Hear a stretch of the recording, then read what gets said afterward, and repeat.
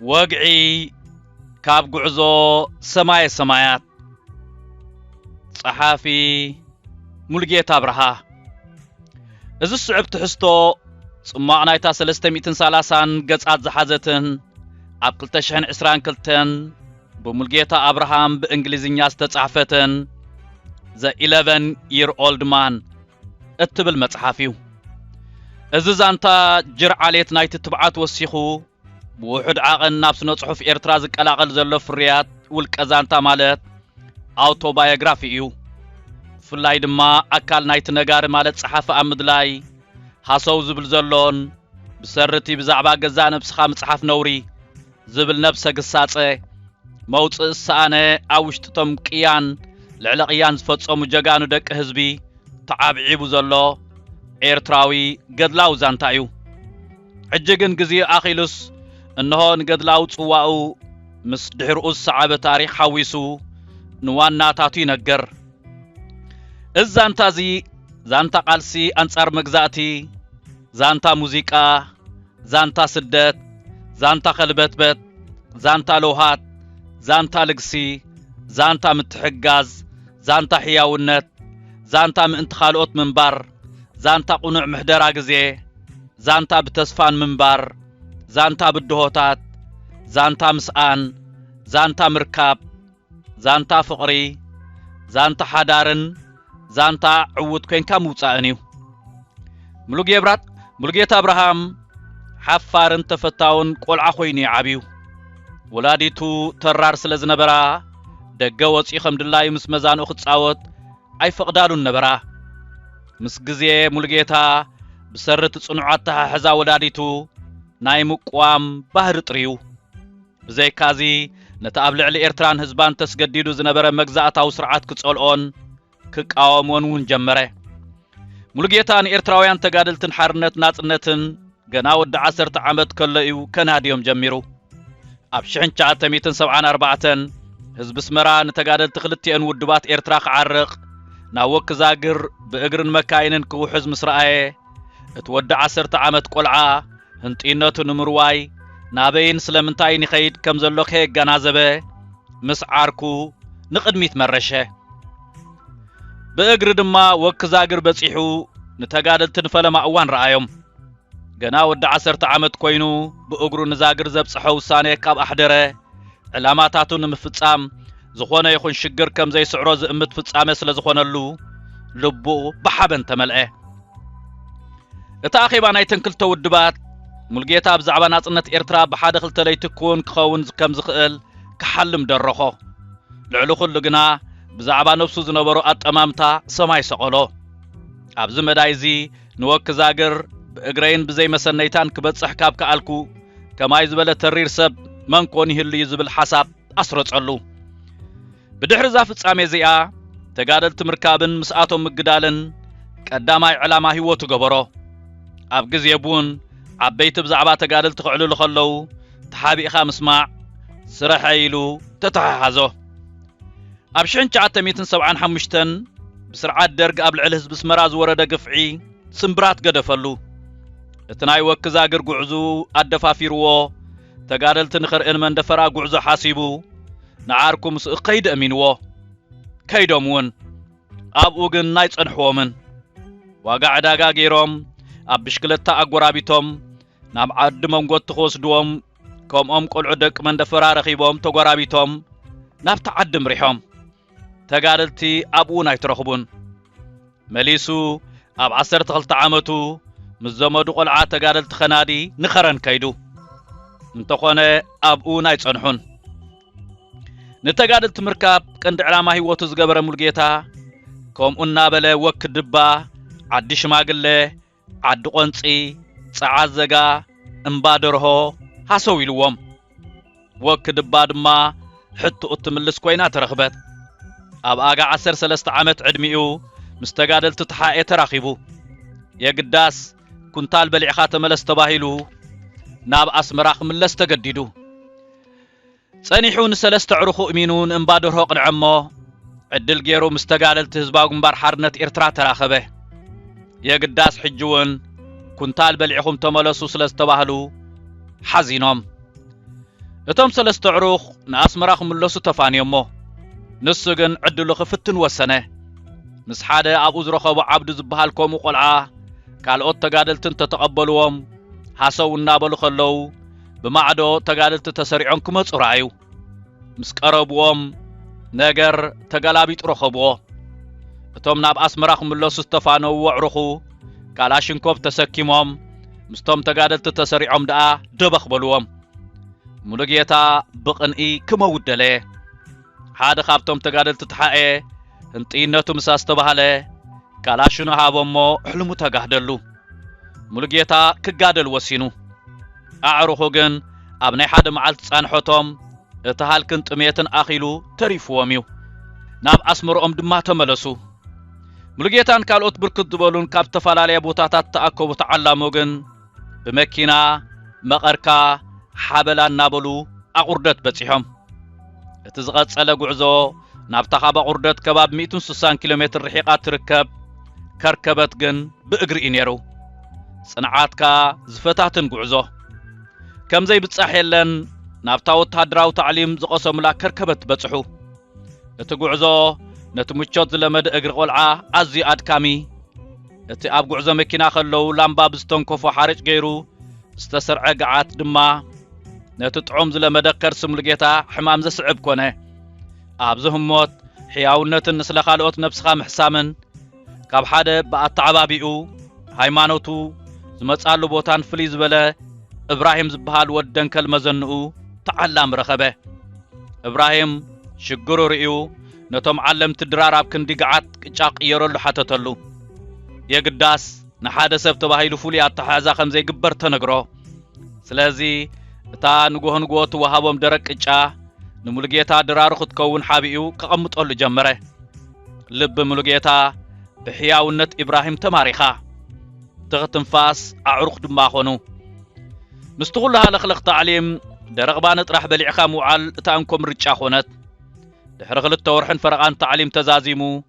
ሙሉጌታ ምስ ከምኡ ልዕሊ 500 ዝኾኑ ብጾቱ ኣብ 13 ዓመቱ ሙሉእ ተጋዳላይ ተሓኤ ኾነ ድሕሪ ታዕሊም ኣብ መጎራይብ ኣብ ዝነበረት ልዕሊ 200 እስራት ተጋደልቲ ዝነበርዋ ቤት ማእሰርቲ ተሓኤ ኣብ ሓለዋ ተመደበ እዚ ምደባ ነቲ ካላሽን ዓጢቑ ብምትኳስ ነቶም ኣብ ኣስመራን ከለዉ ብ1975 ህዝቡ ጨፍጨፍ ወተሃደራት ጸላቐቲሉ ኣብ ሒደት ሰሙናት ወይ ኣዋርሕ ብሓበን ናብ ስድርኡ ክምለስ ዝባሃገ ሙሉጌታ ዝወሓጥ ኣይነበረን ቤት ማእሰርቲ መጎራይብ ብነፈርቲ ጸላእ ምስተደብደበ ናብታ ኣብ ታሪኽ ብረታዊ ቃልሲ ተጋደልትን ጸላእ እንድፈለማ እዋን ኣብ መጋቢት 15/1964 ውግእ ዝገጠሙላን ተጋደልቲ ብረት ዝማረኹላን ተጎርባ ገዓዙ ካብኡ ድማ ጸላእ ብሓገዝ ሩስያን ኩባን ጎልቢቱ መጥቃዕቱ ስለ ዝሐየለ ኣብ ነሓሰ 1978 ተጋደልቲ ህዝባዊ ግንባር ናብ ሳሕል ከንሳሕቡ ከለዉ ተጋደልቲ ተሓየ ድማ ናብ ሱዳን ገጾም ማንሰሓቡ በዓል ሙሉጌታ ድማ እስራቶም ሒዞም ብመገዲ ሩባ ሃወሻይ ታቢሎም ናብ ዓይለት ኣተው ድሕሪ 2 ዓመት ኣቢሉ ግን መሪሕነት ተሓየ ብዝሕ ናይቶም ኣብ መሳርዖም ጽንበሩ ዝነበሩ ትሕቲ ዕድመ ስለ ዘሻቐሎም ናይ መጻኢ መራሕትን ካድራትን ምምልማል ብዝብል ሓሳብ ነቶም ትሕቲ 16 ዓመት ዝኾኑ ተጋደልቲ ናብታ ኣብ ዶብ ሱዳን ዝነበረት ላይኮፕ እትበሃል መዓስከር ብምኻድ ስልጠና ክወስዱ ስለ ዝወሰኑ ሙሉጌታ ዕረ እናጣዓሞ ንነብሱ ኣብ መዓስከር መሪሕ ረኸባ ኣብቲ መዓስከር ወታደራውን ፖለቲካውን ስልጠና እናወሰዱ ከለዉ ጎን ጎን ድማ ጉጅለ ባህሊ ስለ ዝቆመት ሙሉጌታ ተጻዋታይ ክራርን ድሒሩ ድማ ጊታርን ብምዃን ምስ ብጾቱ ተጋደልቲ ንምዝንጋዕ ተተሓሓዞ ገድሊ ምስ ተፈላለዩ ድሕረ ባይታ ዘለዎም ብጾት ስለ ዘላለዮ ድማ ንኤርትራ ኣጸቢቑ ክፈልጣን ናይ ተኻኢልካን ተኻባቢርካን ምኻድ ዓቕሙ ድማ ከማዕቡልን ሓገዞ ድሕሪ ዓመት ዝወሰደ ፖለቲካውን ወታደራውን ታዕሊም ክምረቑና ተሓስቦ ከሎ ግን ወግዕ ሕድሕድ 1980 ተባርዐ እቲ መመረቕታ ብሃታ ምስተኻየደ ኩልቲ ኣብ ሲቪላውን ወታደራውን ንጥፈታት ዝጸንሐ ተጋዳላይ ክኸትት ተወሰነ ሙሉጌታ እቲ ውግዕ ሕድሕድ ምስተጋደልቲ ህዝባዊ ግንባር ዝነበሩ ኣኮታቱን ደቀ ዛውቱን ደም ከፋስሶም ምዃኑ ምስተገንዘበ ተጸየኖ ውግዕ ሕድሕድ ካብ ዝጅመር ኣብ ዓመቱ ኣብ 1981 ከባቢ 20,000 ዝኾኑ ተጋደልቲ ተሓኤ ካብ ኩሉ ቦታታት ተደፊኦም ኣብ ዶብ ሱዳን ተኣከቡ መንግስቲ ሱዳን ተጋደልቲ ተሓኤ ብሮቶም ኣረኪቦም ናብ ሃገሩ ክኣቱ ምስተሰማምዐ ብሮቱ ዘረከበ ናብ ማዓስከር ስደተኛታት ክኣቱ ከሎ ዘይደለየ ድማ ናብ ህዝባዊ ግንባር ተጸንበረ እቲ ካልእ ድማ ፋሕፋሕ በለ ሙሉጌታ ኣብ 50 ዓመት ህይወት ገድሊ ምስቶም ሱዳን ዝኣተው ተጋደልቲ ኮነ እዚ ኣብ ናይ ቋሕሰም ዝተፈጸመ ድርዳር ፍጻመታት ረባሽን ኣጨናቕን እዩ ዝነበረ ኣብ ማዓስከር ኮረኮን ከለዉ ሞራል ተጋደልቲ ንምሕላው ጉጅለ ባህሊ ስለ ዝቆመት ሙሉጌታ ዳግማይ ምስ ጊታር ተራኸበ እቲ ዝምነዮ ዝነበረ ህይወት ገድሊ ብቂዑ ሕጂ ብዛዕባ መጻኢ ብፍላይ ድማ ትምህርቱ ዝሓስበሉ እዋን ኣኸለ ብፍላይ ወላዲኡ ብደብዳቤ ብዛዕባ መጻኢኡ ክሓስብ ምስ መኸርዎ ነዚ ንምስላጥ ዕረፍትን ሓለፍቲ ሓቲቱ ድሕሪ ዓመት ካብ ማዓስከር ኮረኮን ወጸሞ ብሓገዝ ስድራ ንኸሰላኸደ ካብኡ ድማ ኣእጋሩ ናብ ገዳርፍ ኣስዒበን ድማ ናብ ተንደባ ዝበሃል መብዛሕቶም ኢትዮጵያውያን ስደተኛታት ዝነበርዎ ቦታ ወሰደኦ ናብኡ መኸይዲኡ ኣኩኡ ሰራሕተኛ ማሕበር ኣህጉራዊ ማሕበር ቀይሕ መስቀል ኮይኑ ኣብኡ ይሰርሕ ስለ ዝነበረ እዩ ቀጺለን ኣእጋሩ ንኻርቱም ኣረከብኦ ዳግማይ ስደት ንኸካይድ እንተሰሊጡ ናብ ኣውሮፓ ንዑን ኣኩኡን ዝኸውን ዝተዓደለ 2 ፓስፖርት ትኬት ነፋሪትን $800 ብሓገዝ ቤተሰብ ተረኺቡ ሓደ ንሙሉጌታ ሓደ ድማ ንኣኩኡ ታናይ ሙሉጌታ ናይ ሓደ ወዲ 30 ዓመት ዝኸውን ሶማልያዊ እያ ነይራ ሓደ ደላላይ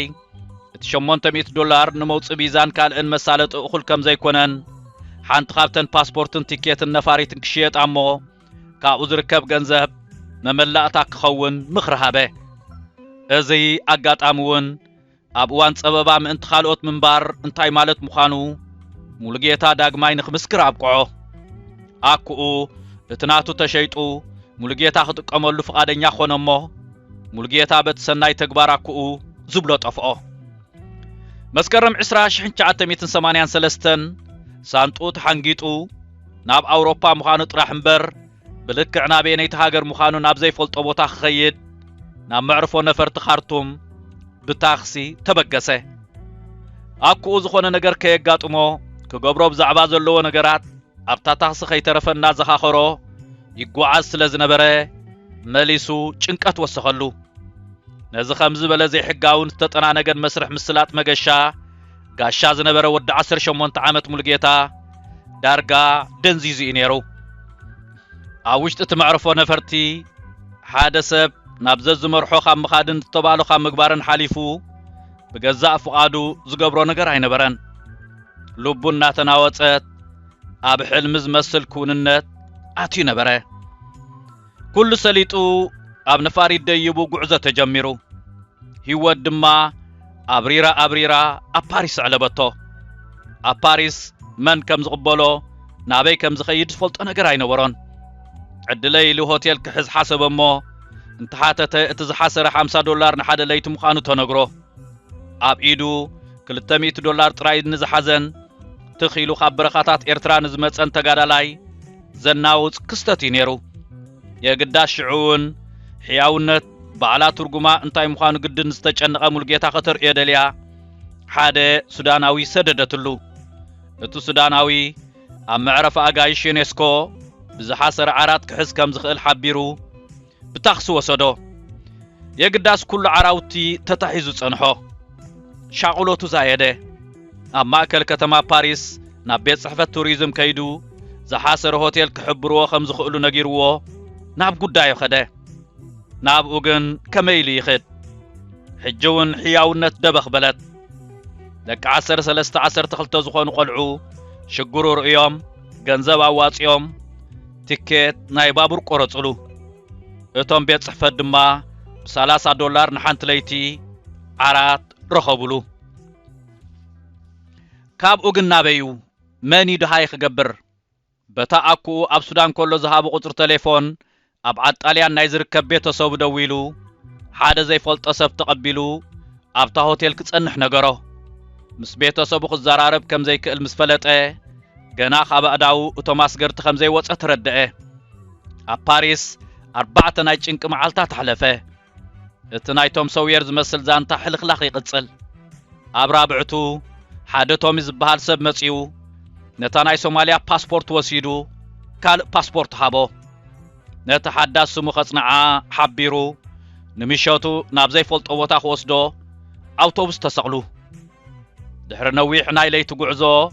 ኣብ ዶብ ፈረንሳን ሆላንድን በጽሑ ቶሚ ንሙሉጌታ ከም ዝደቀሰ ክመስል ሓቢሩ ፓስፖርቱ ተቐበሎ እቶም ሰራሕተኛታት ኢሚግሬሽን ናብታ ኣውቶቡስ ምስ ደየቡ ቶሚ ናይ ክልቲኦም ፓስፖርት ኣርእይዎም ብሰላም ሰጊሮም ሆላንድ ኣተው ኣብ ኣምስተርዳም ቶሚ ናይ ሓደ ጉዳይ ስደተኛታት ዝምልከቶ ቤት ጽሕፈት ሓቢሩ ተሰናበቶ ሳቶም ድማ ናብ ሓደ ምስካልኦ ስደተኛታት ለይቲ ጥራሕ ዝላፈኖ ግዝያዊ ምዕረፍ ሰደድዎ እቶም ስደተኛታት ድሕሪ ሰዓት 9 ንግሆ ክሳዕ ሰዓት 9 ምሸት መጽለል ዝበሃል ላይ ነበሮምን ስለዚ ሙሉጌታ ኣብ እዋን መዓልቲ ከም ዋና ዘይብሉ ኸልቢ ዘወን ክብል ነይርዎ ናይ ባህሊ ነውፂ ዝገጠሞ ድማ ሽዑ ነበረ ብድሕር ቬትሪናታት ኮይነን ዳርጋ ዓርቃንን ዝወጻ ደቂ ኣንስትዮ ንደቂ ተባዕትዮ ክዕድማ ምስ ረኣየ ግንብንብ ኢልዎ ምስቲ ዘዕበዮ ኽብርታት ዓዱ ፍጹም ተገራጨዎ ኣብቲ ግዝያዊ መዕቀቡ ድማ ለይቲ እቲ ኣብ ዓይኒ ምድሪ ወይ ውን ንበይንኻ ብሱቱር ዝፍኖ ተፈጥራዊ ድምፂ ብዘይ ሕንከት ካብቶም ከምኡ ስደተኛታት ክፍኖ ምስ ሰምዐ ካልእ ባህላዊ ነውፂ ፈጠረሉ ድሕሪ 3 ቀነ ቀዋም መንበሪ ኣብ መፕል እትበሃል ንእሽቶ ከተማ 3 ሰዓት ብባቡር ካብ ኣምስተርዳም ተረኺቡሉ ኣብኡ ኣብ ሓደ እንዳ ፖሊስ ሃገሩ መን ከም ትበሃል ምስተሓተተ ኤርትራ ክብል መለሰሎም ኢትዮጵያው ዳ ኣምበር ኤርትራው ከም ዘይኮነ ምስ ነገርዎ ምስ ህዝቡ ገና ናጻ ሰብ ከም ዘይኮነ ዘከረ ዘሕምም ክውንነት ነበረ ፖሊስ ሓሙስ ሪፖርት ክገብር ሓቢሮም ኣፋነዎ ሂደት ኤርትራውያን ስደተኛታት ኣብቲ ቦታ ከም ዝነበሩ ፈለጠ ኣብኡ መንባር ምጀመረ ዝተፋላለይ ሰባት በብመደቦም ክትዓራርኾም ፈተኑ ገሊኣቶም ሓሽሽ ዘላሙዱ ነይሮም ሓደ ዓብ ሰብኣይ ግን ብፍሉይ ምስ ሙሉጌታ ክመሓዞ ደለየ ጸኒሑ እቲ ሰብኣይ ዕድመ ሙሉጌታ ርእዩ ንጾታዊ ዝምድና ይቐርቦ ከም ዝነበረ በርሃሉሞ ኣንፈጥፈጠ ኣብ ከተማ እናኽርእዮ ድማ ካብኡ ክሕባእ መኽበለ እዚ እውን ካልእ ባህላዊ ነውፂ ነበረ ሙሉጌታ ሰላምስ ወላዲኡ ዝገብሮ ዝነበረ ርክብ ብደብዳቤ ኣብ ትምህርቱ ከተኩርን ናይ 10 ዓመት መደብ ክሕንጽጽን ከኣለ ኣብ ከባቢኡ ዝነበሩ ኤርትራውያን ብዝህብዎ ዝነበሩ ምኽሪ ናብቲ ምእለይ ውሕጅ ከይተጸንበረ ኣብ መደባቱ ክጸንዕ ሓጊዝዎ ሙሉጌታ ድሕሪ ኣብ ሆላንድ መንበር ፍቓድ ምርካቡ ተጸሚሙ ምምሃሩን በምህንድስና ተመሪዑ ኣብ ፎከር ኤርክራፍት ካምፓኒ ዝበሃል ትካል ተቆጺሩ ሕልም ወላዲኡን ከግህድ ከኣለ ንሱ ኣብኡ ከይተሓጽረ ድሕሪ 13 ዓመታት ምንባር ኣብታ ከም ካልአይቲ ሃገሩ ዝቆጽራ ዝነበረ ሆላንድ ገዲፉ ንዝሓሸ ዕድል ናብ ኣሜሪካ ብምምራሕ ኣብ ኣሜሪካ ምስ ትካል መፍረ ነፈርቲ ቦይንግ ፈለማ ከም መሃንድስ ብምዃን ቀጺሉ ብዘርኣዮ ናይ ስራሕ ትግሃት ከኣ ክሳዕ ዳይሬክተር ዞባዊ ሓላፍ ዕድጊ መፍረ ነፈርቲ ቦይንግ ኮይኑ ከገልግል ተመዚዙ ሙሉጌታ አብርሃም ምስ ዘፍቅራ በዓልቲ ቤቱ ትብለጽን 3 ዋልድ ደቁን ኣብ ኣሜሪካ እናነበረ እዩ ነዛ ዘ 11 year old ማን ትብል መጽሓፉ ብስራሕ ካብ ቦታ ናብ ቦታ ብነፋሪት እናገሸ ኣብ ልዕሊ ናይ 40,000 ጫማ ብራኸ ኮይኑ ክጽሕፋ ኸኢሉ በዛ አጋጣሚ ሙልጌታ አብርሃም አቦተን አውድድር ናይ አሜሪካ ጎት ታለንት ክሳዕ ፍርቅ ፍጻሜ ዝበጽሓ ጉኑን ስም ዘትረፋ ኤሪያም ሲስተርስ ማለት ሓበን ሰሊናን ሊንዳን እዩ ዝኸበርኩም ተኸታተልት ሞዛይክ ባህሊ ነዛ መጽሓፍ ኣብ www.samayat.com ወይ ከዓ ኣብ ናይ ሙልጌታ ናይ ግሊ መርበብ ሓበሬትኡ www.m-abraham.com ኣቲኹም ኣዚዝኩም ክትውንንዋ ትኽእሉ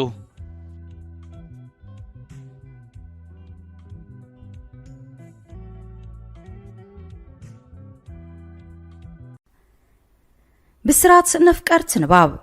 مصحفتي إرتراويان أوصا هاجر أبي كنركب نخيلكم تشجروا السبات وحدات سايكونكمن نزف التحن من داي بستخالمت أن أوشت هاجرنا وطأن زحتم مصحفتي ناب أنببتن مقراب نزحال فشم وانتعمتات كي تحللوا كابز سرحو تكالات بقدام نتسرع سميات محتمن مكفال مصحفتي إرتراويان يوم أمربب حبريتا سميات.com ناب أمريكا كندا هاجرات إيروبان زلاخو لعلي 450 عينت مصحفتي بأشحات قدحات يركبهم سميات مشطا مصحفتي مبوقلاوያን مصحفتي بناي ترجم مصحفت توحيطم كيترفو زي تأدن تعري كايل مرأي ناي زخا تاريخ هيوت حربኛ بونا ولد أب ولد مريم تكو يحدغو كيدانه كفلو عبد القادر كبيره شيخ إبراهيم سلطان دكتور ፍጹም ገብረስላሴ ጠበቃ ጸጋይ ኢያሱ አዝማች በርሀ ገብረኺዳን ብላታ ካሕሳይ ማሉ ጀነራል አማን ዓንዶም ብርሃናብ ጸልማት ወዘተ ዝኣመሰሉ ልዕሊ 35 መበቆላውያን መጽሐፍ ተሕቲሙ ኣብ ምክፍፋል ይርከባሎም سمايات مشطا مصحفتي زرغح مصحفتن مدنفع نقحات إيرتراويان كبن مبالن نإيرتراويان صحافتن درستن متبعن أمل العالم مزركبو أمشاتن مكفالن مصحفتي إيرتراويان زنتفو والكسباتن تكالاتن ترداديو الناصرحة نعبيت سنة صحف هاجرنا مريح ترام مصواتي ركب ناي قدمن حدش مصحفتن مركاب مرچخم اب حبرات منግስታት አሜሪካ ንዝመደበሩ ሰማያት መሸጣ መጽሐፍት ይኹን مرچخم ዘዳለኹም መበቆላው ጽሑፋት በመልክዕ መጽሐፍና በአንበብትን መቅራብ ሰማያት መሕታምን መክፋልን መጽሐፍትኹም ብዝደለኹም ዓይነት ወረቀትን ገበርን ብርትዓዋ ጋሕቲሙ ከረክበኩም ይኽእል ማኣስዝ ጥራሕ صحفكم كإلا قنقا خحلفو حاجز أرتعتن ندف جبرن زسرحلكم كإلاتات أب مرخابون حاجز كنجبر نخل بزحنا بسرحنا كتعقبهم